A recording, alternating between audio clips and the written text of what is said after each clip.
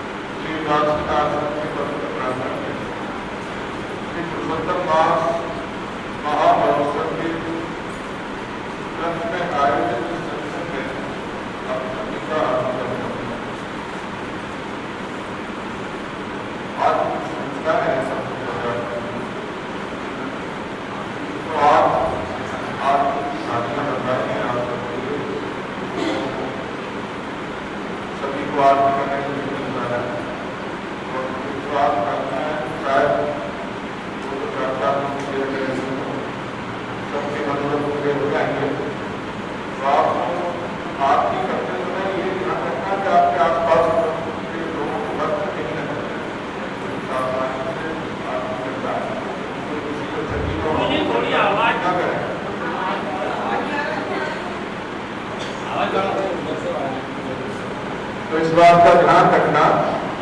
अभी आ रही है,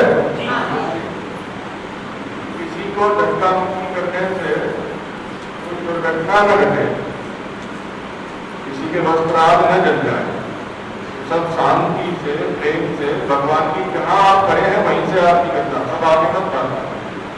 तो परमात्मा सर्वत्र है, जहां खड़े होकर के आपने याद करोगे, स्मरण करोगे, वो वहीं प्रकट होगा। तो ऐसा मत सोचना कि आगे जाके आरती करेंगे तभी भगवान को स्वीकार होगा। भगवान को आप जहां उन्हें याद करोगे वहीं स्वीकार कर लेंगे। तो अपनी अपनी जगह पर खड़े होकर के आरती करना। तो आरती करने वाले, जो आरती करने के लिए जो व्यवस्था की है, उन लोगों का धन्यवाद कर दीजिए।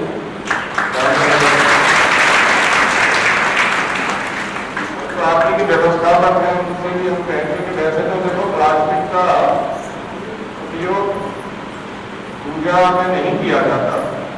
थालियां प्लास्टिक की हैं और आजकल तो फिर मॉडर्न जमाना है, सब चल रहा है। बोलो वृंदावन बिहारी लाल की। तो अच्छा होता है वो पत्थर होती, जो पत्तलें आती हैं बरकत शादी की, तो आज की थालियां शायद इतनी ना हो तो पत्थर ली जा सकती है। खैर जैसी हरी इच्छा। आपके सत्संग के विषय में लौटते हो तो पूछना नहीं है, सब हो गया। तो कल कहाँ तक कथा हुई थी?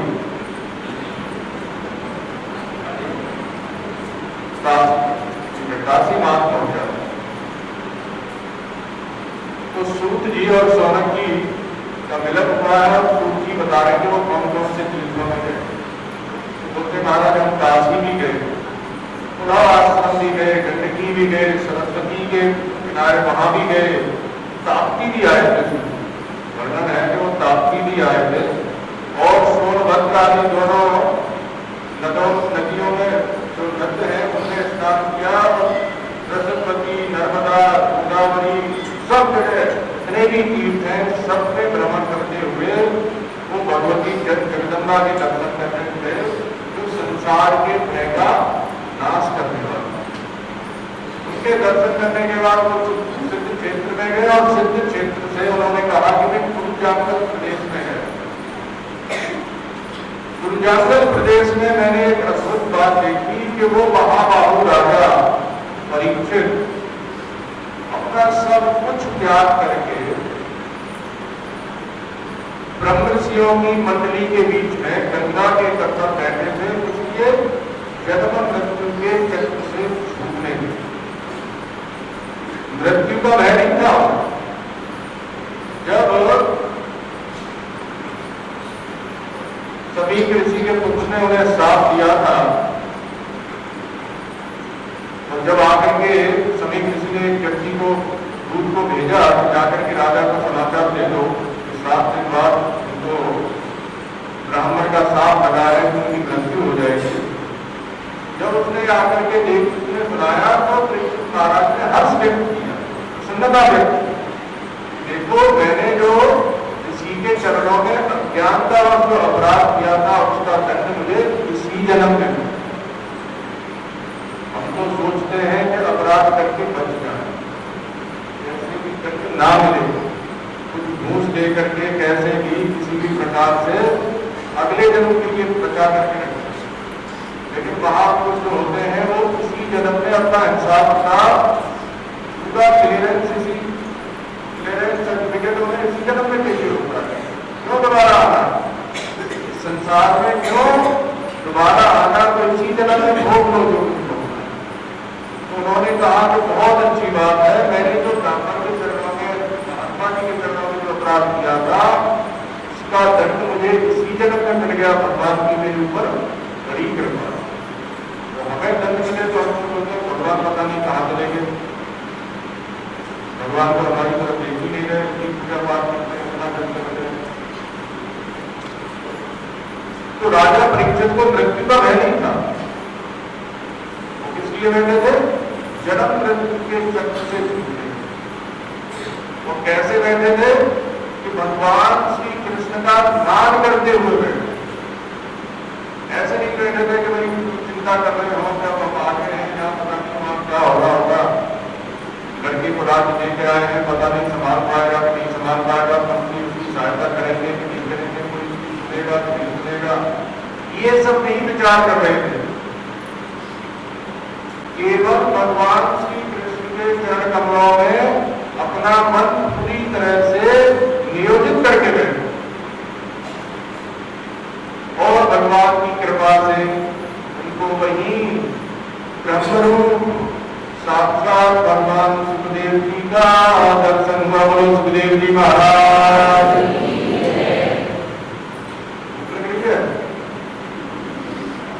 बोलो सुखदेव जी महाराज। तो सुखदेव जी जब आए थे तो राजा परीक्षित, महात्मा लोगों की ऐसी महिमा है,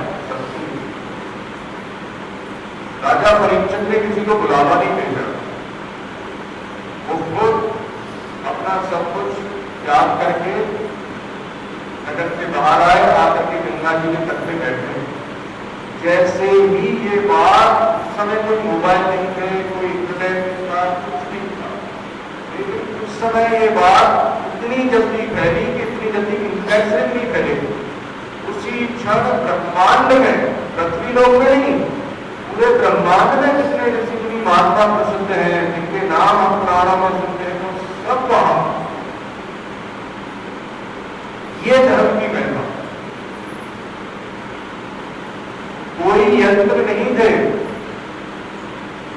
यंत्र विज्ञान उस समय नहीं था, यंत्रों का उपयोग नहीं किया गया। यंत्रों के उपयोग से तो बहुत हानि हो रही है आजकल। मोबाइल आपके नेटवर्क से कितने तो पक्षियों की प्रजातियां नष्ट हो रही हैं, कितने लोग जो हैं वो मनुष्यों के शरीर में लग गए हैं। तो ये जो आधुनिक विज्ञान के आविष्कार हैं, तो सुविधा तो देते हैं, लेकिन साथ में पूरा ज्ञान से काफी आपसे लेते। लेकिन उस समय का विज्ञान कैसा अद्भुत था कि क्षण मात्र में सबको ये पता चल गया कि परीक्षित महाराज अपना राजपाट छोड़ करके मोक्ष प्राप्ति के लिए, भगवत प्राप्ति के लिए गंगा के तट पर विराजमान है। कौन कौन आए? नारद जी, बालासर जी, व्यास जी, सुखदेव जी के पिताजी, दादाजी, सब आए। वशिष्ठ जी, अंगिरा जी, कश्यप जी, विश्वामित्र जी, और जितने निवृत्ति और प्रवृत्ति धर्म के जितने आचार्य, जितने नाम के नाम, जितने नाम तो हमें याद भी नहीं रहे, वो सब वहां है। और उन सबके बीच में महाराज परीक्षित विराजमान है। उसी समय वहां सूत जी भी घूमते घूमते पहुंचे।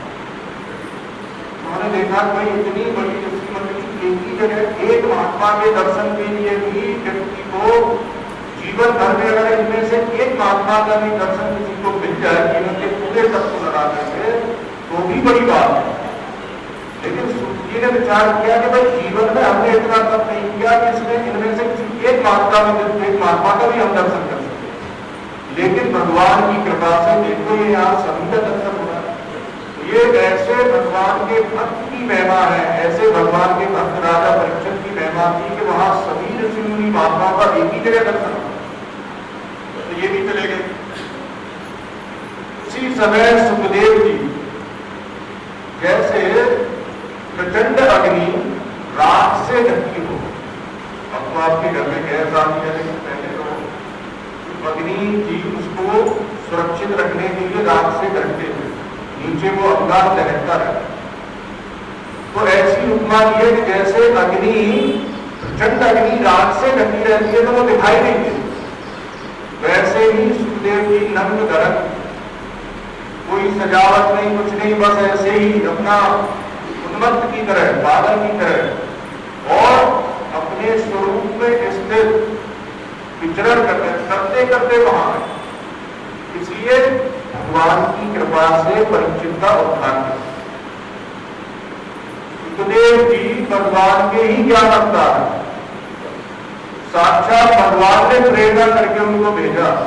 देखो श्रवण भक्ति के आचार्य कौन है? परीक्षित महाराज। और कीर्तन भक्ति के आचार्य कौन है?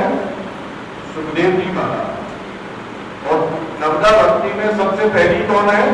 श्रवण और कीर्तन। इन दोनों के आचार्यों का आज भगवान को मिलन करना। तो इसलिए भगवान ने सुखदेव जी को कहा कि जाइए, जाकर के मेरे भक्त को कथा सुनाइए। परीक्षित महाराज को कभी ये सोचते नहीं कि हमें किसी को कथा सुनानी, उनके पास ये अवकाश ही नहीं है। तो हमेशा भगवान के चिंतन में डूबे रहते। उन्हें बाहर अपने शरीर का आभास ही नहीं रहता कि मैं कहाँ हूँ, क्या कर रहा हूँ, वो सब उन्हें कुछ नहीं पता रहता। शरीर से पृथक अपने स्वरूप में स्थित है। उस समय गांव के जो बच्चे थे, ऐसे बच्चे जब देखते हैं ऐसे किसी नटखट बादल को, तो छेड़छाड़ करते हैं। तो बच्चे उनमें कोई कंकर फेंक रहा है, कोई पत्थर फेंक रहा है, कोई गाली दे रहा है, लेकिन वो किसी की परवाह न करते हुए सीधे गंगा तट की तरफ, जहां परीक्षित महाराज विराजमान है, उधर चले जा रहे हैं। ऐसे सुखदेव जी महाराज का जैसे ही ऋषि मंडली को दर्शन हुआ तो सब उठ करके खड़े हो गए। बोलो वृंदावन बिहारी लाल की जय। अब देखो, उस सभा में सुखदेव जी के पिताजी थे व्यास, उनके दादाजी थे 12 और सबसे वरिष्ठ ऋषि स्वयं नारद जी थे। लेकिन सुखदेव जी को देख करके सब खड़े हो गए। क्यों हो गए?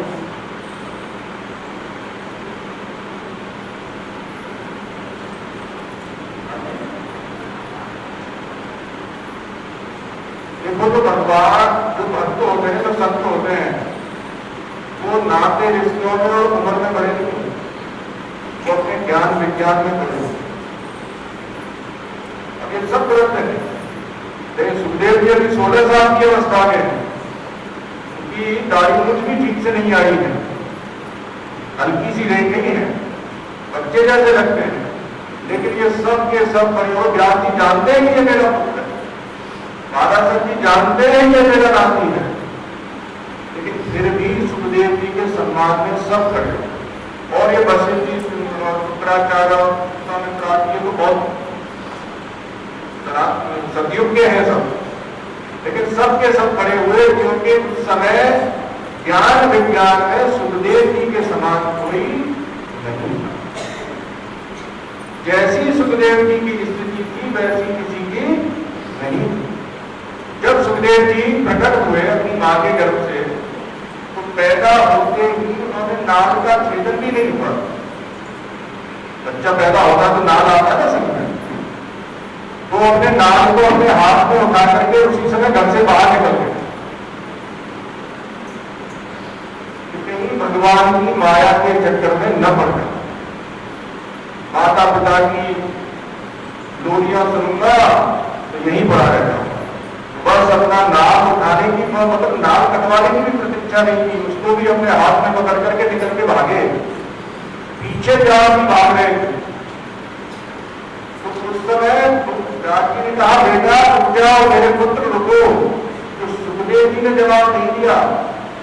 सुखदेव जी उस समय भी सर्वभूत थे। अब तो सुखदेव जी की आत्मा सब में व्याप्त थी, आत्मा तो एक ही है, तो आपकी हमारी सबकी कोई अलग अलग थोड़ी है। तो आत्म स्वरूप में स्थित रहने के कारण वृक्षों में उनकी तरफ से जवाब, वृक्ष बोलते हैं नहीं, लेकिन सुखदेव जी के लिए बोले। और जब सुखदेव जी आगे बढ़े तो एक सरोवर में देवांगना कहा, सुखदेव जी नंग धड़क हैं, वयस्क हैं, उनको देख करके देवांगना में अपने कपड़े नहीं पहने। पीछे से व्यास जी आ रहे, कपड़े पहने हुए थे, वो वयोवृद्ध थे, दाढ़ी सफेद थी, बड़े प्रसिद्ध महात्मा थे। ऐसे नहीं थे कि पता नहीं कौन आया कौन नहीं आया, सब जानते थे कि व्यास जी है। लेकिन जैसे ही व्यास जी को देखा तो सभी देवांगनाओं ने, उन कुमारियों ने अपने कपड़े पहनना शुरू कर दिए। तो व्यास जी ने पूछा था उससे, दीदियों आप ये बताओ, मेरा पुत्र जो है वो युवा है, वो यहां से निकला तब तो आपने कपड़े नहीं पहने, और मैं बुढ़ा हूं, मेरी तो इंद्रियां भी इतना काम नहीं करती, मुझे देख करके आप कपड़े पहने। ये तो विद्वान लोगों को ये बड़ी दूसरे के व्यवहार से पीड़ा हो जाती है। आपने सोचा कि मुझमें ऐसी है कौन सी कमी है कि मुझे देख करके अपने अपनों को छुपा दें। तो कुमारियों ने कहा, व्यास जी आपके ज्ञान विज्ञान में हमें कोई संदेह नहीं है, आप निश्चित रूप से साक्षात भगवान के अवतार हैं, साक्षात मूर्तिमान ज्ञान स्वरूप ही हैं। लेकिन आपके पुत्र में स्त्री और पुरुष का भेद नहीं, ये स्त्री है और ये पुरुष है, इसे वो जानते ही नहीं। स्त्री क्या होती है, पुरुष क्या होता है, इसे वो बिल्कुल नहीं जानते, लेकिन आप जानते। आप आपके अंदर एक भेद है कि स्त्री है ये पुरुष। उन्होंने हमारी परवाह नहीं की, वो चली गई, हम नंगी हैं कि कपड़े पहन रखे, उन्होंने नहीं पूछा। लेकिन आपने तो पूछ ही लिया, तो आप में अभी भेद है, आपके पुत्र की बुद्धि में भेद नहीं है। उनकी बुद्धि कैसी है? सर्वो पहले उसे प्रणाम करो, अपने से श्रेष्ठ स्वीकार करो उसे, और उसके पश्चात उसकी सेवा करो। सेवा करने के बाद वो ऐसे नहीं कि महाराज ये बताना देगा, महाराज तुम्हारे बाप का पता नहीं होता, ऐसे उद्दंड की तो बात ही नहीं पूछना चाहिए। पहले जाइए, पहले तो अपने आप को स्वीकार कीजिए कि मुझे कुछ नहीं आता है, कम से कम उतना तो नहीं आता जिस अंश में आप पूछने जा रहे हो। अगर आता ही तो फिर आप पूछते क्यों? जब आप किसी के पास कोई जिज्ञासा लेकर के जा रहे हो तो इसका मतलब है कि आप में उतना ज्ञान तो नहीं है। जिससे पूछ रहे हो वो आपसे ज्यादा जानता है, तभी आप उसके पास जा रहे हो, तो उसका सम्मान करना चाहिए कि नहीं? तो पहले तो उसका सम्मान करो। निश्चित महाराज ने पहले सुखदेव जी की पूजा की, पूजा करने के बाद उनके समक्ष निवेदन किया कि प्रभु,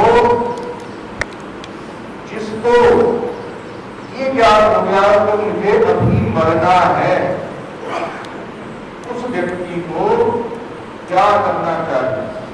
जिस व्यक्ति को ये पता चल जाए कि मेरी मृत्यु निश्चित है, उसे क्या करना चाहिए? अच्छा, आप लोगों की मृत्यु निश्चित है कि नहीं है? अच्छा, जीते रहोगे तो निश्चित है, तो आपने कभी प्रश्न पूछा है महाराज मरने वाले को क्या करना चाहिए? कभी मन भी नहीं आया कि हम मरेंगे भी। महाराज से यक्ष ने प्रश्न किया, कहानी भूतानी गच्छन्ति हमारे। भाई युधिष्ठिर, मेरे प्रश्न का उत्तर दो कि सबसे बड़ा आश्चर्य क्या है? इस संसार में सबसे बड़ा आश्चर्य क्या है? अब यहाँ तो आजकल ताजमहल भी एक आश्चर्य है, कहीं कोई की दीवार आश्चर्य है, तो यहाँ बहुत आश्चर्य है संसार में। लेकिन युधिष्ठिर महाराज से जब यक्ष ने पूछा कि सबसे बड़ा आश्चर्य क्या है, तो युधिष्ठिर महाराज ने कहा, महाराज इस संसार में हम अपने स्वजनों को मरते हुए रोज देखते, आज फलाना मर गया, वो मर गया, आज हमारे दादाजी मर गए, आज नानी मर गई, कल नाना मरे थे, तो सब मरते हैं, सबको मरता हुआ देखते हैं। लेकिन हम ये बात करके बैठे हैं कि हम तो बचेंगे ही, हमारे लिए काम नहीं आएगा, हम नहीं मरेंगे, जो मर गए तो मर गए, हम बचेंगे। तो युधिष्ठिर महाराज ने कहा, संसार का सबसे बड़ा आश्चर्य है कि भगवान की माया सबको मोह में डाल के रखी है। लोग सोचते हैं कि भाई देखते हुए कि हमारे स्वजन संबंधी सब मर रहे हैं, फिर भी वो जीने की आशा लेकर के मृत्यु को भूल करके भगवान का स्मरण चिंतन नहीं करते और अपने समय को व्यर्थ गंवाते रहते हैं। ये सबसे बड़ा आश्चर्य। इस प्रसंग में कह रहे थे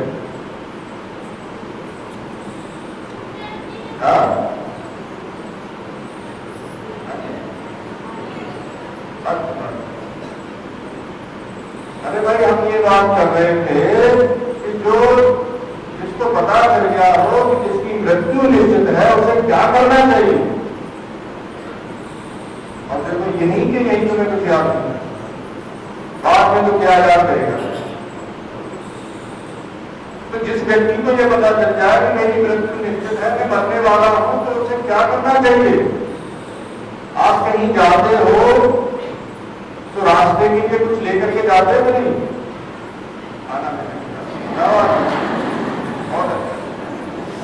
तो रास्ते के लिए कुछ खाना लेकर के जाते हो, कुछ मछली नमकीन बना के ले जाते हो, कुछ मिठाई बना के ले जाते हो, पूरी सब्जी बना के ले जाते हो, तो वह रास्ते में खाएंगे। उसको पाथेय बोलते हैं, जो आपके पद को सुगम बना दे उसको पाथेय बोलते हैं। तो कुछ न कुछ पाथेय लेके जाते होंगे। अब आपको परलोक की यात्रा करनी है कि नहीं करनी? तो उसके लिए कुछ तैयारी कर ली है, कुछ बना दिया है? क्या खाओगे रास्ते में? बनाया है, कुछ तैयारी की है? तो जो आपकी यात्रा निश्चित है, इस संसार की यात्रा तो चलते चलते भी वापस लौटना पड़ता है। कितनी बार होता है कि घर से सब बना बनों के ले चले, पता चला ट्रेनिंग छूट गई, पता चला है घर में कोई अनहोनी हो गई, उन्होंने फोन कर दिया तो रास्ते से ही वापस आना पड़ा। तो इस संसार की यात्रा तो कैंसिल भी हो जाती है, लेकिन वो यात्रा कैंसिल होने वाली है जो आपकी अंतिम यात्रा है। तो जो निश्चित है उसके लिए आपने क्या तैयारी की?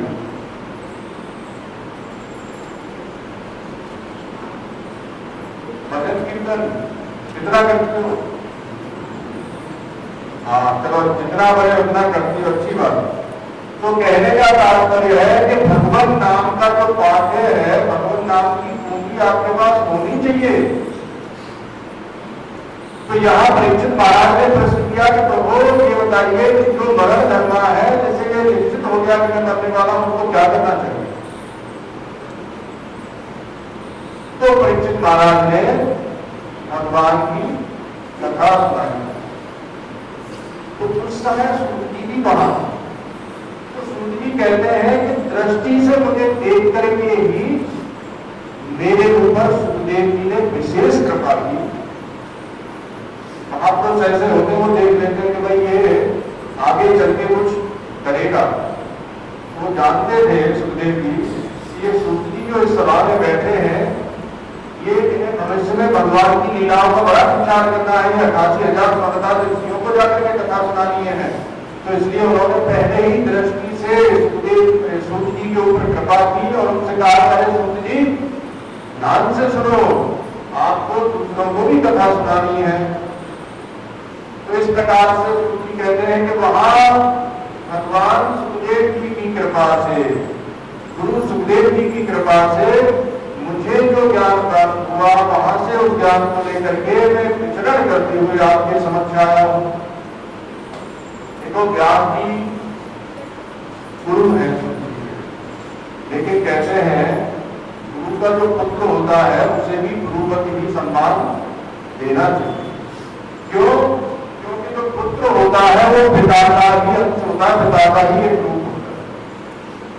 तो इसलिए सूत जी एक प्रकार से तो सुखदेव जी उनके गुरु के पुत्र हैं, इसलिए भी गुरु के समान है।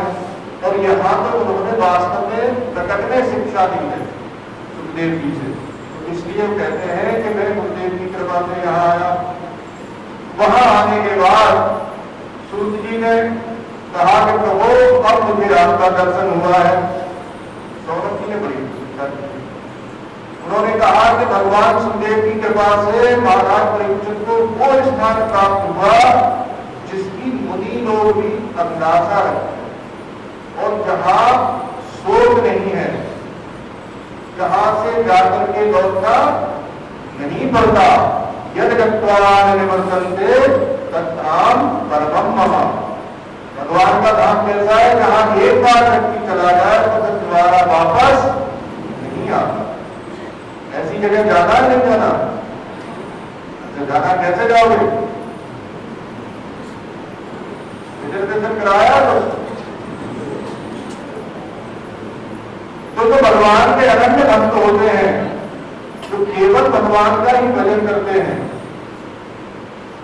हमें तो संसार की हमारी जहां जो कामना जहां से पूरी हो हम उसी का भजन करते हैं, लेकिन जो भगवान के भक्त होते हैं तो निष्काम भाव से, बिना किसी कामना के और केवल भगवान का भजन करते हैं।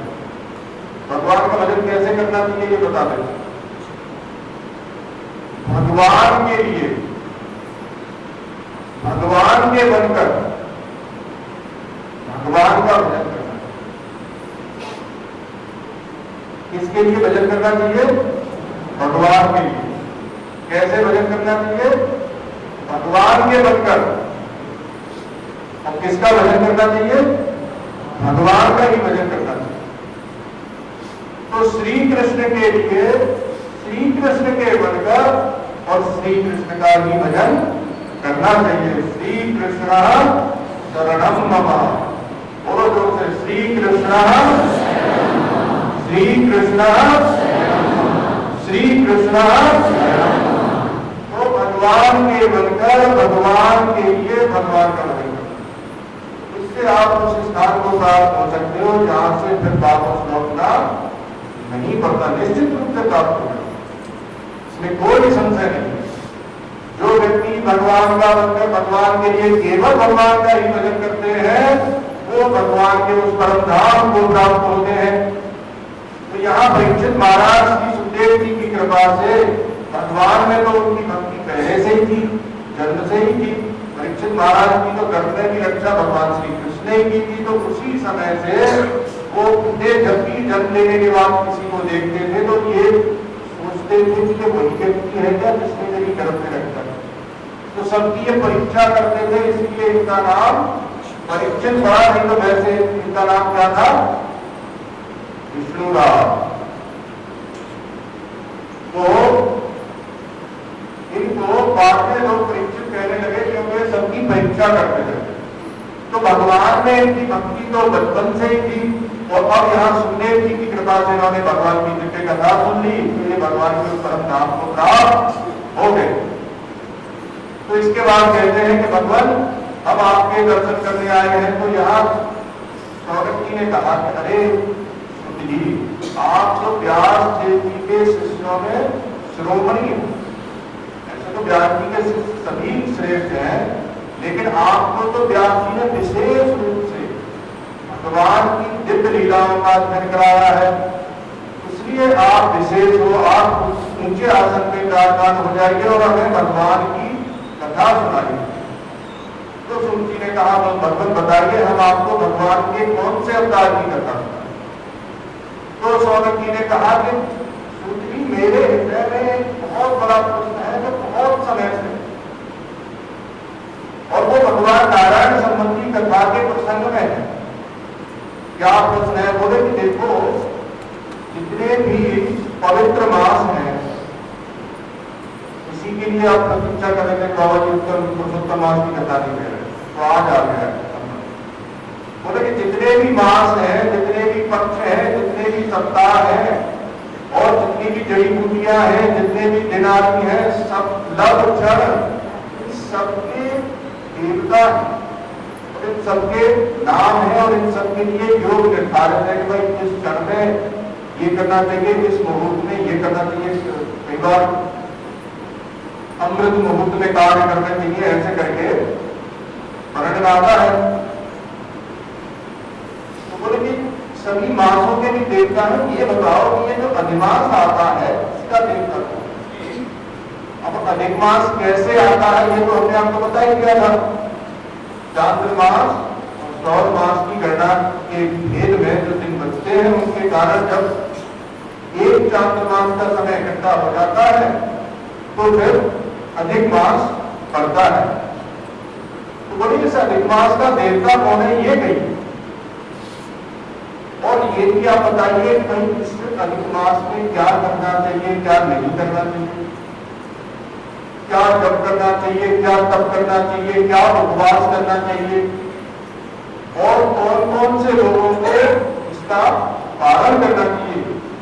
और देखिए, देखो, जो स्त्रियां पुत्रहीन हैं, महारोगिणी हैं और दुखी हैं, क्लेशित हैं, ऐसी स्त्रियों को भी इस अधिक मास में क्या करना चाहिए। जो लोग माता पिता के निंदक हैं, दुष्ट स्वभाव के हैं, गरीब हैं, दुखी हैं, किसी अंग से हीन है, किसी असाध्य रोग से पीड़ित हैं, ऐसे लोगों को भी क्या करना चाहिए। या लोग कह रहे थे महाराज ऐसा कुछ करो, सबकी शादियां हो जाए, सब बीमार से ठीक हो जाए। देखो अब ये सौनक जी पूछ रहे हैं आप लोगों के लिए।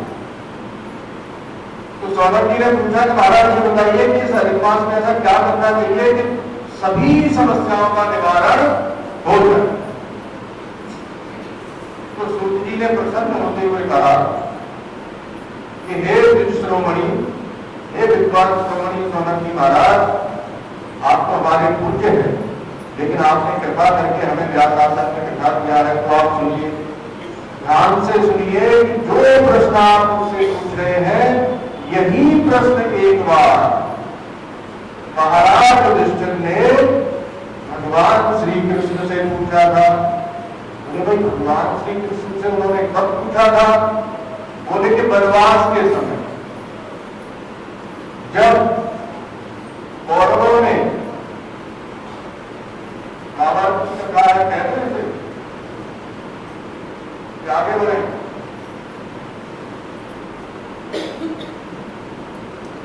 एक बार भगवान श्री कृष्ण और अर्जुन ने अग्निदेव के अग्नि को मिटाने के लिए पांडव वन का दाह किया। पांडव वन का दाह करने के बाद उसमें मैदारव निकला। तो मैदारव ने भगवान श्री कृष्ण से कहा कि मैं आपकी शरण में हूं। तो भगवान श्री कृष्ण ने कहा कि जाओ तुम अर्जुन की शरण में जाओ। अर्जुन ने कहा निर्भय हो जाओ। तो उसने कहा कि आपने मेरी प्राण रक्षा की है, तो आप बताइए मैं आपकी क्या सेवा कर सकता हूँ। तो बोले समय आने पर बताइए। तो पांडव वन का जब दाह कर दिया तो वहां भगवान श्री कृष्ण की आज्ञा से पांडवों ने मैदानव के द्वारा, देखो देवताओं के शिल्पी कौन है?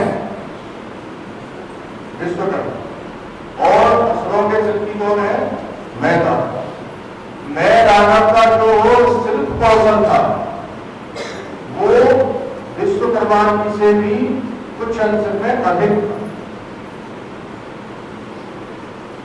तो भगवान श्री कृष्ण ने कहा कि देखो ये मैदानव है, असुरों का शिल्पी है, ये तुम्हारे लिए ऐसी सभा और ऐसा महल बना सकता है जो इस पृथ्वी पे पहले न तो था और न भविष्य में होगा। तो इसलिए इसकी ये सेवा ले लो कि देखो जिस व्यक्ति के जो गुण है, समझदार व्यक्ति उस गुण का ही सदुपयोग करता है। कहते हैं संसार में कोई भी व्यक्ति अयोग्य नहीं, हर व्यक्ति के अंदर कुछ ना कुछ योग्यता। कोई भी वस्तु निरर्थक नहीं है। कोई भी घास या कोई भी वनस्पति ऐसी नहीं है जो किसी न किसी औषधि में काम न आ। जितनी औषधि है, जितने घास गुणलता आती है, इसको वैद्य ही जानते हैं जैसे कौन सी दवाई में घोटना है। तो कहते हैं कि जो बुद्धिमान पुरुष है वो क्या करते हैं कि व्यक्ति की योग्यता को देख करके उसके जो गुण हैं उनका सदुपयोग करते हैं। तो भगवान श्री कृष्ण ने कहा कि यह शिल्पी है बहुत बड़ा, इसलिए इसकी शिल्प कला का आप अपने लिए सदुपयोग करो। तो अर्जुन ने कहा कि आप हमारे लिए, हमारे महाराज युधिष्ठिर के लिए एक सुंदर भवन और एक सुंदर सभा का निर्माण किया। वहां इंद्रप्रस्थ बसाया गया और उसमें भगवान महाराज युधिष्ठिर के लिए दिव्य सभा बनाई जो देवताओं की सभा से भी उत्तम।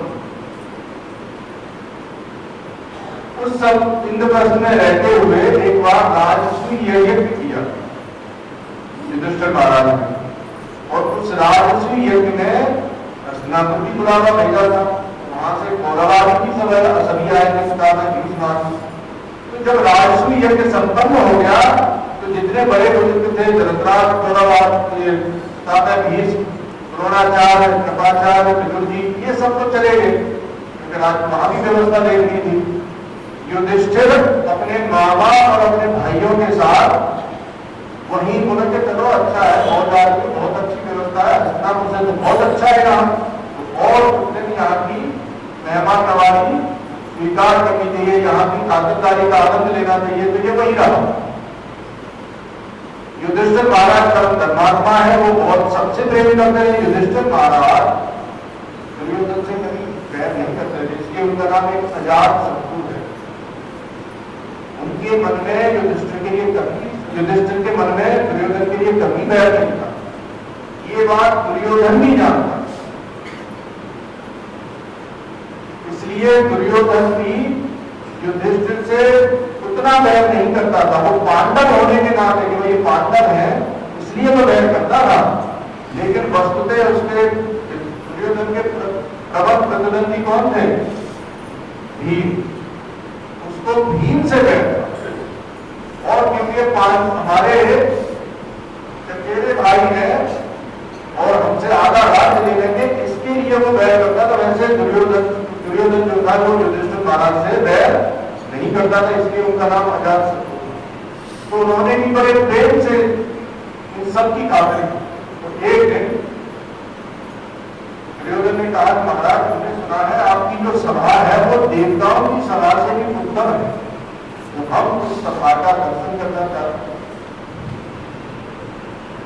युधिष्ठिर महाराज ने कहा, अनु बहुत अच्छी बात है, जरूर चलिए। तो भीम को उन्होंने आज्ञा दी कि भीम इन सभी अपने भाइयों को ले जाओ और सभा का दर्शन कराओ।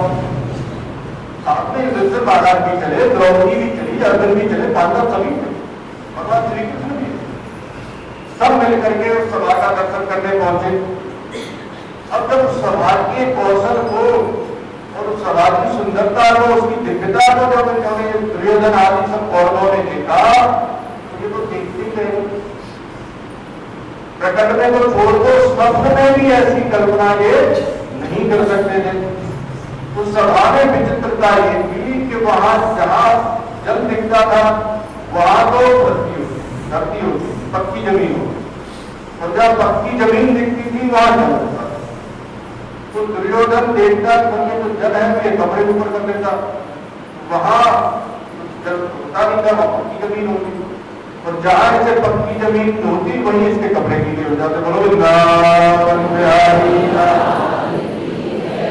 तो इससे भीम आदि जो पांडव थे वो हंस गए तो इसे बुरा मत लगा, इसे बहुत अपमान महसूस हुआ कि देखो ये मुझे मेरी हंसी उड़ा रहा है, कोई बात नहीं। वो अपमान का भूत पी करके चुप ही रहा, इसने कुछ कहा नहीं। बोले चलो आपकी सभा बहुत अच्छी है, चलो चलते हैं बाहर निकलते हैं। अब जब बाहर निकलने को हुए तो उसने देखा कि ये दरवाजा है, लेकिन वो दरवाजा नहीं था, वो थी दीवार। वो दीवार ही ऐसी लगती थी कि दरवाजा है निकलने का। जैसे ये निकलने को गया तो इसका सिर टकरा गया और गिर पड़ा, घायल हो गया चोट लगी। तो उसी समय पांडव और अंधे, उस समय भगवान श्री कृष्ण भी थे, तो द्रौपदी ने उस समय कहा, अंधे के तो अंधे ही होते। तो बोलने में भी थोड़ा सा संभल के बोलना चाहिए। ठीक है, धृतराष्ट्र जन्म से अंधे थे और दुर्योधन धृतराष्ट्र के पुत्र थे, लेकिन वो सभा की विचित्रता ऐसी थी कि अनजान व्यक्ति तो कोई भी उससे भ्रम में पड़ जाएगा। तो दुर्योधन उसमें भ्रम में पड़ गया तो कोई आश्चर्य की बात नहीं थी। और द्रौपदी को उस समय ऐसे वचन नहीं बोलने चाहिए थे जो किसी के हृदय को पीड़ा पहुंचा। तो ये तो बहुत बड़ा एक अपमान का बड़ी गाली थी उसके, कि अंधे के तो अंधे हो। धर्मराज युधिष्ठिर ने द्रौपदी को देखा, ये सत्पुरुषों का आचरण नहीं है द्रौपदी जो तुमने कहा, लेकिन बात तो निकली गई। धनुष से तीर निकलने के बाद फिर वापस थोड़ी हो, मुंह से एक बार जो जवाब निकल गए वो वापस थोड़ी हो गए। दुर्योधन उसी समय इतना तिल मिला गया क्रोध से, उसी क्षण ये वहां से इंद्रप्रस्थ से बाहर निकला और बहुत कमकमाया हुआ था। इसके तौर पे सलाहकार मामाजी ने कहा कि बांधे राजा क्यों परेशान हो, हम है ना तुम्हारे, हम तुम्हारे शोक को दूर करेंगे। बोले कैसे दूर करोगे, पांडव इस समय इतने बलशाली हैं, तुम कभी नहीं उनको कुछ नहीं बिगाड़ सकते उनका। बोले कि चिंता मत करो, इस पूरी पृथ्वी में मेरे समान कोई जुआरी नहीं है। पासे की विद्या में उस समय शकुनी जो था वो सबसे कुशल था, सबसे ज्यादा कुशल था, और दूसरे नंबर पे विराट थे। राजा विराट जो थे वो भी पासे की विद्या में बड़े कुशल थे। भगवान श्री कृष्ण तो सभी विद्याओं के स्रोत ही हैं। देखो जितना जितना मैं पांसे के बारे में जानता हूं उतना कोई नहीं जानता। तुम जाओ, जाकर के अपने अन्य बाप से कहो, उसको ये सब बात बताना कि हमारा किस प्रकार से पांडवों ने अपमान किया है, और बता करके अपने पिताजी से कहो कि वो पांडवों को जुआ खेलने के लिए हस्तिनापुर आमंत्रित करें।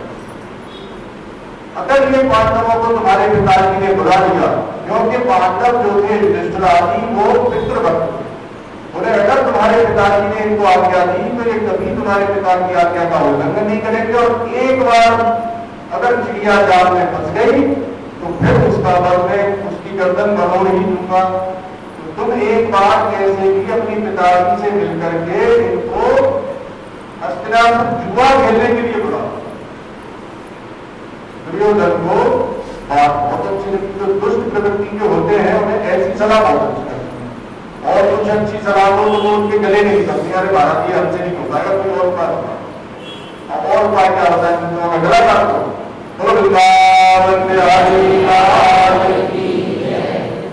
तो जो अच्छी बातें हैं वो दुष्टों को अच्छे उपाय पसंद नहीं आते, ऐसे उपाय पसंद आ जाते। दुर्योधन ने कहा ठीक है मामा जी। अब दुर्योधन गए, जाकर के अपने पिता से बोलने लगे, महाराज आप देखो आपके पुत्रों का कितना बड़ा अपमान किया है पांडवों ने, पांडव कितना द्वेष करते हैं आपके पुत्रों से, आप हमेशा पांडव पांडव करते रहते हैं। जब इसने रो रो करके अपने पिता से कहा तो धृतराज तो पहले से हो गए थे, ये बात सुनकर के पांडवों ने मेरे पुत्रों का तिरस्कार किया है तो वो और अंधे हो गए, और उन्होंने कहा फिर भी दुर्योधन से कहा, देखो दुर्योधन तुम जो सोच रहे हो जुआ खेलने के लिए उन्हें बुलाने का, ये तुम्हारा विचार तो बहुत घृणित है, बहुत निंदित है, इससे तो सर्वनाश होने के आसार है बेटा। मेरा सुझाव है तुम इस विचार को त्याग दो। उन्होंने जो तुम्हारा तिरस्कार किया है उसका कोई और उपाय सोचेंगे। ये बोला कि नहीं पिताजी, यही एकमात्र उपाय है। तो धृतराष्ट्र बोले कि तुम तो कह रहे हो कि यही एकमात्र उपाय है, लेकिन मैं विदुर से ही परामर्श दूंगा। विदुर तो इसके लिए कभी भी राजी नहीं होंगे। बोले अरे विदुर से परामर्श ही क्यों लेना, विदुर तो पहले से ही पांडवों का पक्षपाती है, आप विदुर से कोई परामर्श मत लो। लेकिन फिर भी विदुर जी को उन्होंने बुलावा भेज दिया। विदुर जी आए, विदुर जी के सामने रखा प्रस्ताव कि मेरा पुत्र पांडवों को जुआ खेलने के लिए आमंत्रित करना चाहता है, तुम्हारी क्या सम्मति है, तुम्हारा क्या अभिमत है। विदुर जी बोले महाराज आपका सर्वनाश अब बिल्कुल निकट है, तो आप ऐसे परामर्श को सुन रहे हो। तो जब विदुर जी ने कहा कि ये जो तुम्हारा पुत्र है ना, ये गोलमाल दुष्ट है, आप इसकी बातों को गंभीरता से न लें, और ये जो शकुनी है इसको तो आप यहाँ हस्तिनापुर से हटा ही दो, इसी में आपकी भलाई है। और ये दुर्योधन है, इसको इतना लाभ प्यार से मत इसकी बात सुना दो, इसे थोड़ा अनुशासन में भी रखो, भले ही आपका पुत्र है। देखो अगर धृतराष्ट्र अपने पुत्र के साथ न्याय करते तो दुर्योधन इतना दुष्ट कभी नहीं हो पाता। हम लोग अपने संतान पे इतने अंधे हो जाते हैं कि उनकी हर बात मानने लगते हैं, और इससे आपका तो परलोक बिगड़ता ही है, तो संतान का भी भविष्य पूरी तरह से डूब जाता है। भीम कहते थे बाद में कि अगर तू अंधा न होता तो आज हम 5 नहीं 105 होते, तेरे कारण ही, तेरे पुत्र मोह के कारण ही हमारे 100 भाई बढ़ गए।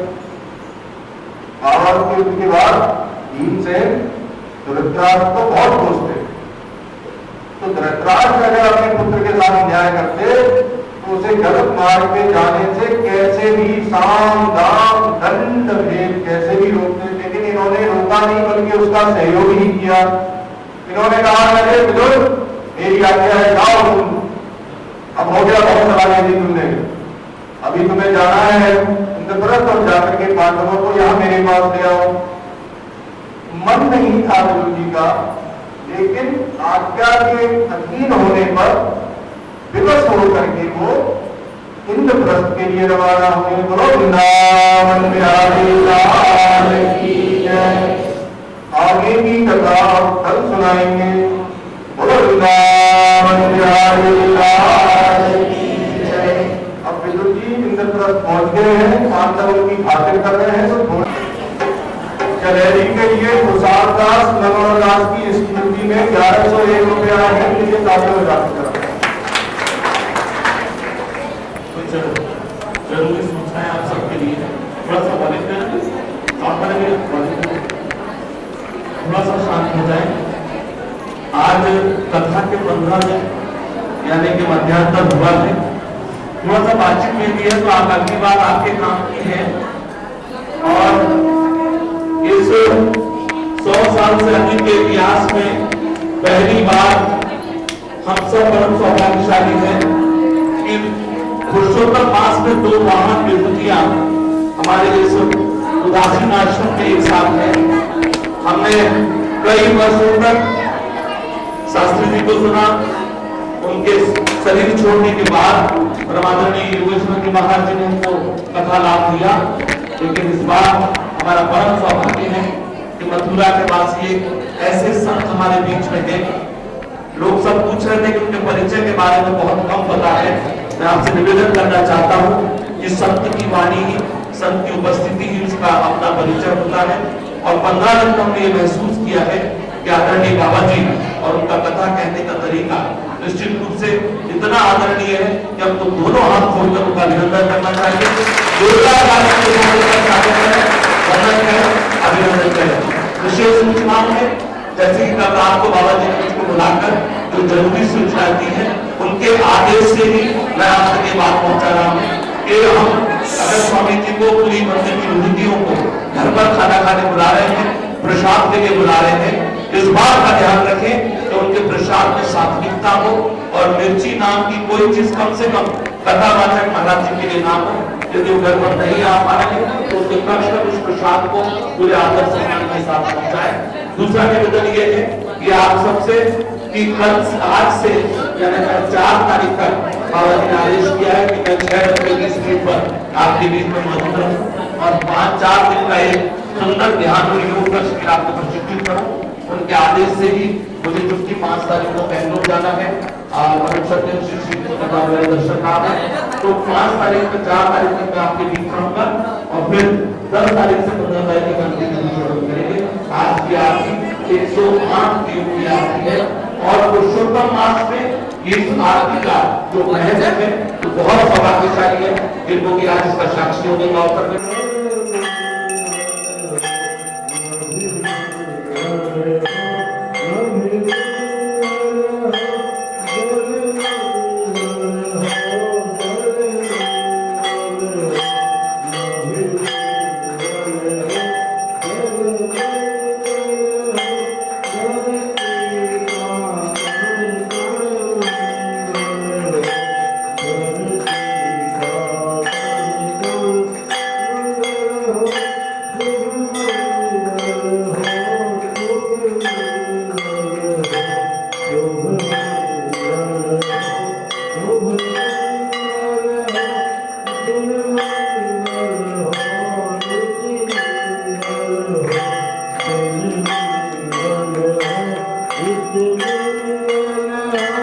जीवन का हर छोड़